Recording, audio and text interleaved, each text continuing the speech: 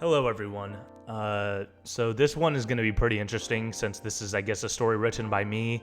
It's pretty subpar, especially compared to the other stories that I've recently given permission to reading. But this is really just kind of a test to see, I don't know, how well my sounds and my audio cues can work. I just kind of want to immerse the people into an atmosphere or whatever. Maybe include some jump scares or whatever. So yeah, maybe jump scare warning, I guess. Don't show me any love. This is my fucking channel, so I'm honestly not really nervous because I'm just kind of expecting this story to be a little bit subpar since it's a little bit rough, I guess. I wasn't spending a lot of hours writing it. But anyways, without further ado, let's go, I guess. Woke up. It was pitch black as always. The clock struck and it read 2:11 a.m. God. Just another typical example of me waking up in the middle of the night. I'm guessing sleep apnea? I checked outside for a night light that I keep around so I can at least see 3 feet in front of me. And oddly enough, it was dark. But not really like a power outage type dark. I mean, it was pitch black. No refrigerator was running, no dim light of the microwave buttons or the oven. It was dead silent. Must have been a power outage. It was odd since it was perfectly sunny the day before, without a cloud in the sky. Honestly, that's not a big deal. Let me reach for my phone. I grasped around the pitch blackness on the carpet for my phone, but my phone doesn't seem to be there. Okay, odd. Might have left it on my kitchen counter before I fell asleep for my retail job. Honestly, I think my retail job is why I wake up in the night numerous times anyways. I don't remember what time I fell asleep, and why was it so dark? I was pretty scared. Finally, a little while as I apparently just sit there in the dark like an idiot for X number of minutes, like I'm hoping for some omniscient force to restore the lights back to normal, I groggily made my way into the pitch black hallway. I made my way past a couple feet down this hallway with this choking, inky darkness coalescing my exterior body, almost as if it was visibly blinding my eyes. Something felt amiss. My body had a dead set instinct. My hesitation got the best of me. Something was wrong in this scenario. Something was crooked in the entire picture. Wait, was it outside? Cautiously, I felt my way, walking down the walls like a child trying to fumble the light switch until I brushed my hand on a smooth glass surface, and I peered over and tried to glimpse on whatever's outside. But I couldn't see anything. A glimpse of absolute naught. Straight black. This darkness that enshrouded me also had a share with the windows outside. Suffocating it didn't seem to have an end. It was like a blinding smog, something you would see in a movie where you couldn't see anything, but if that were the case, I would be dead by now. I just had this hit of paranoid claustrophobia, like I'm trapped, I'm stuck. I'm already coming to the terms that there's no way out. I hit my hip on the little coffee table I callously put in the hallway out of laziness. God damn it, I said as I shivered from the annoying pain. Just then, something caught my eye. As my eyes kept adjusting to the inevitable continuous abyss, it fixated on something. A light? In the window? No. Wait. A faint, iridescent glow enshrouded in the field of darkness. No, that can't be possible. A light hangs out in the glimpse of this blackness so thick and so intense that I can't even make out the shapes outside. As I stare and press my face against the surface, the pale coldness of the glass stung my nose and cheeks. The light is getting brighter? The faint glow that was so weak I thought my mind was playing tricks on my psyche just to relieve me, now just became visible, or at least I think it's becoming more defined. Now I can make out the shapes. A candlelight. It seems to be flickering, but the shape is too far and tiny to make out. Now, completely visible, growing brighter. Flashlight? No, a car? A spotlight! I woke up. I was just in my bed. I didn't feel any better. My head was spinning from that weird, vivid nightmare I just felt. Still pitch black, like before. I scrambled to find my phone that I would always lay next to me on. Phone's still missing. Standing up this time upright, I was still recovering from that strange dream, trying to discern reality. Finally, as my head made way and cleared itself, I got up and trudged my way towards the direction of the window I peered through before. As I walked through like a blind person, I did the strategy of feeling my hands against the chipped, white painted surface of my walls. Sure enough, the indents of old paint ridges were felt across the tips of my fingers. As I made my way down what I am sure is my short hallway that lay away from my bedroom, I felt a sharp bout of pain as I hit the wall in front of me. God, how can I be so clumsy? Now I can't even fully control my motor functions. What have I become of myself now? My eyes still haven't adjusted, I think. I look at the wall. Is it really that dark? Or is it darker? I can't even make out the details of a wall literally standing in front of me. I got so scared. Am I going blind? I was so hesitant, and I got my hand so close to my face. I could barely make out its outline or how visually close it was. As I made my way down to the hallway, you may as well be legally blind going down there. The blackness was so thick at this point I couldn't see my hand at any defined distance, even as I stood just to let my eyes adjust. The dark wasn't the worst part. It was the complete deafening silence too. Not even a car outside. No rustle of the trees outside during the gentle fall breeze. No running refrigerator. Not even the incessant barking of someone's little dog in the middle of the night. A crushing, never-ending silence in which you beg for some noise, anything. I could hear my breath as clear as can be, and if I were to remain still, even my heart. It almost feels as if I'm legally blind and deaf. The silence and the darkness painfully remains and lingers. Obviously, I could traverse my house with my eyes closed, so slowly I felt across the wall and made a mental image to myself of what lies ahead. Just a short hallway, about, I think, 6 feet, and a kitchen. Easy as that. Just turn right and boom, the front door. My thoughts tempted me so much, just anything to get away from this nightmare, this state of suspension, awaiting anything from a liminal state. And I'm not waiting for that effect to happen at all, even if it's just all in my head. I can feel my anxiety bubbling up. No, control yourself. Deep breaths.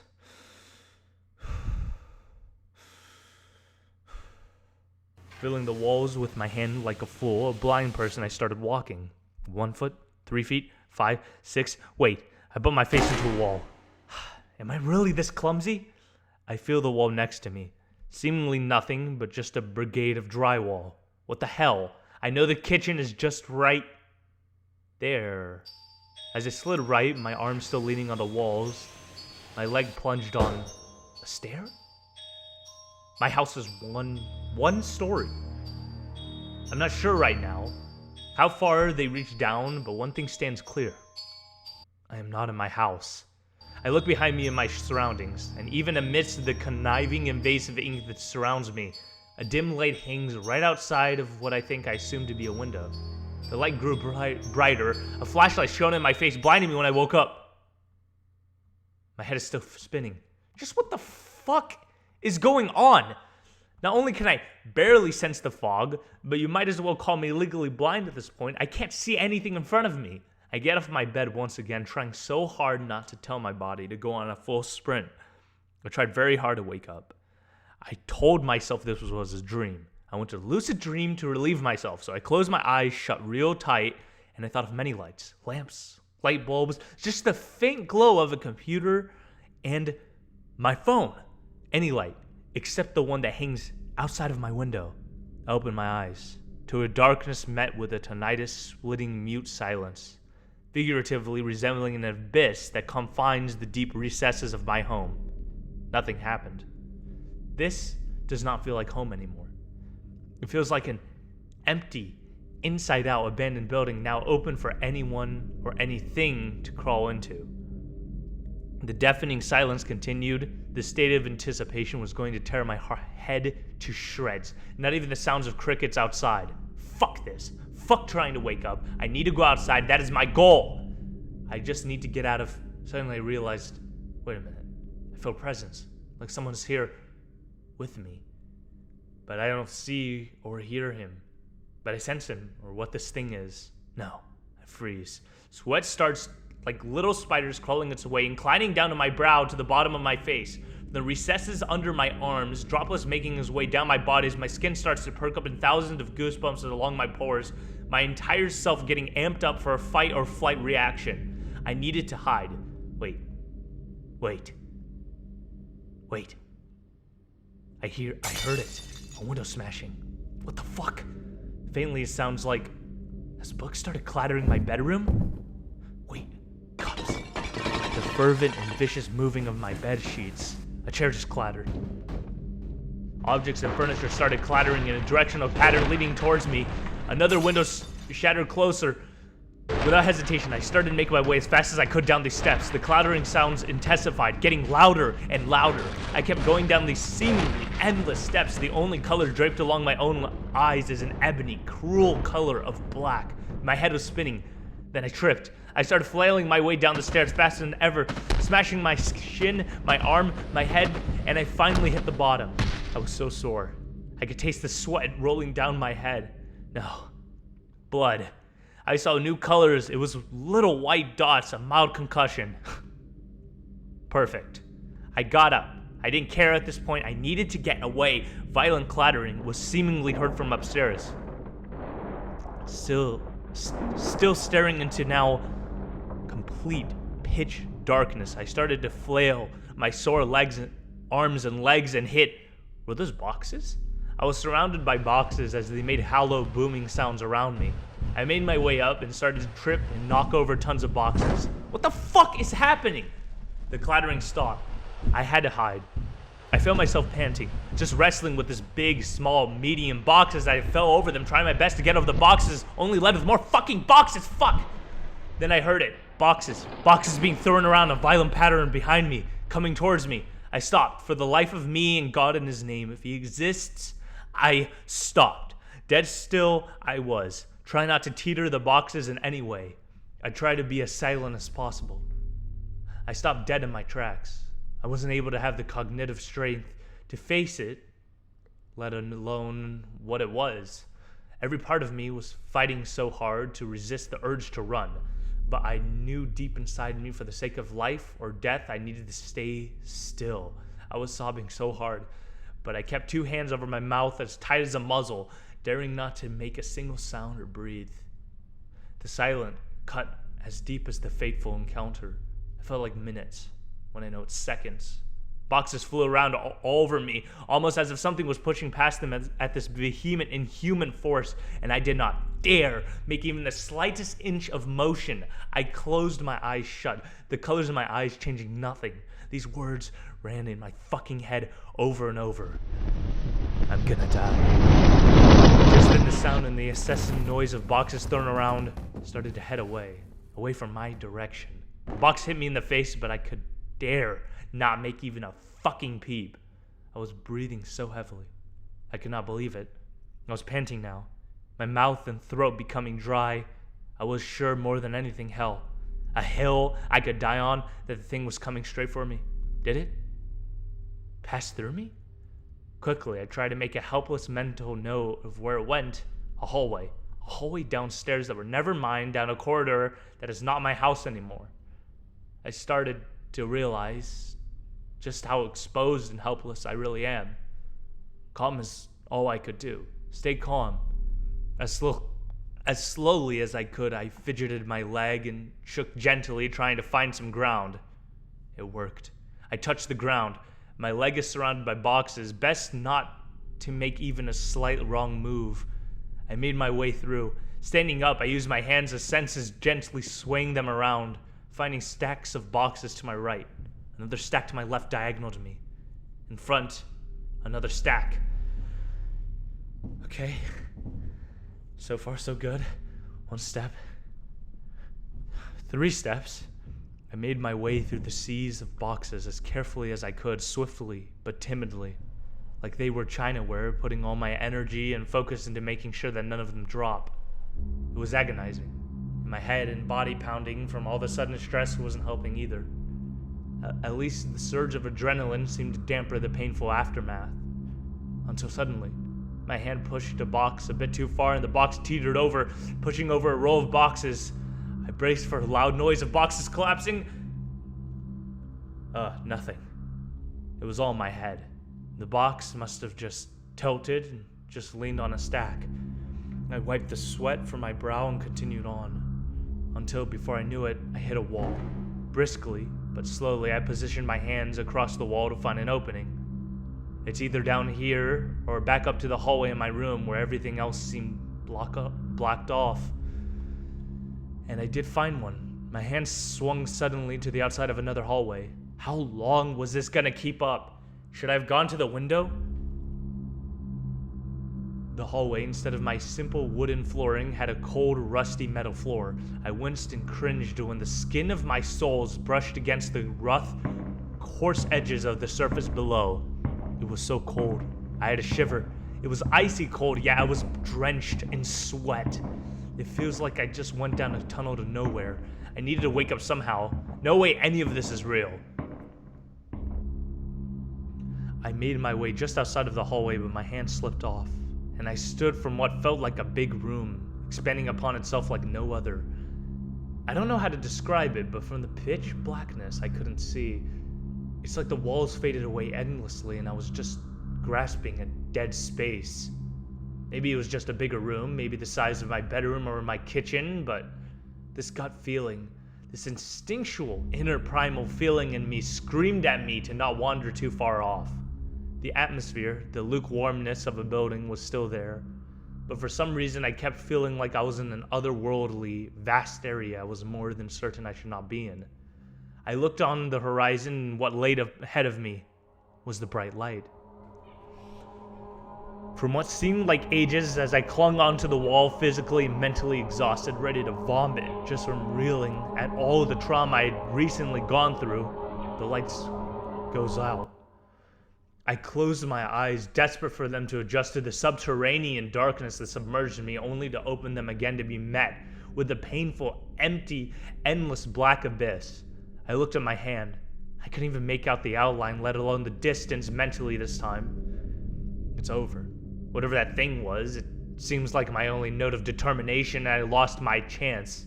A tear went down my eye as I clung down to the wall where the hallway ended. Just one more step into the wide open area. Please, don't leave me. I don't want to stay here. At some point, I had to let go of the wall and brave the darkness. At some point. All of this time, I was hit with a boatload of intrusive memories. All this time of not saying anything to my coworker Caitlin, my crush, saying no to my friends about going to parties, not watching any horror movies, refusing to travel ever, and remaining within my fast food job and browsing the endless web of forum sites just hit me like a load of bricks. Whatever this is my trial. I don't want to die, but the hopeless pitch black only blackness awaits just a shimmer of hope. And it feels as if that last bit of solace has been swept away. Now I have no choice. I have to move. I count in my head. I will let go in 3, 2, 1. Nothing happens. My body doesn't budge in the slightest. I count again. 3, 2, 1. Still again. I remain as rigid as I did, gripping for dear life onto the wall like it's a ridge that hangs over a massive chasm miles down. I don't know, but I feel it. Something is coming my way. I feel it. My body starts to tense up, and the violent shivering overtakes me once more. I need to let go. Now. I can do this.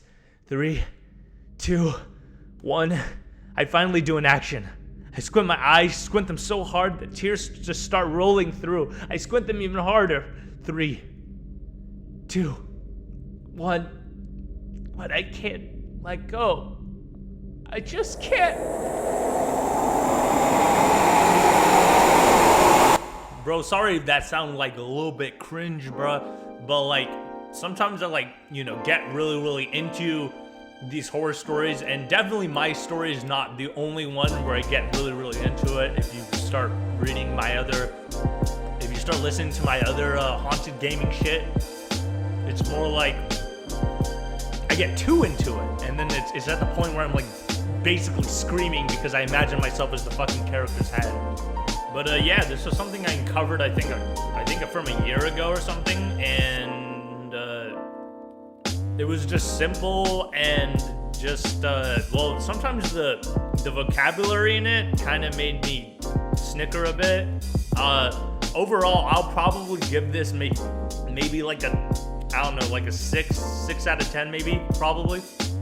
I mean, it wasn't bad. It's just yeah, my vocab sometimes uses pretty cringe and shit, so whatever. Overall, am I proud of it? Yeah, I'm pretty proud of it. But yeah, anyways, subscribe for like more stories and shit, bruh.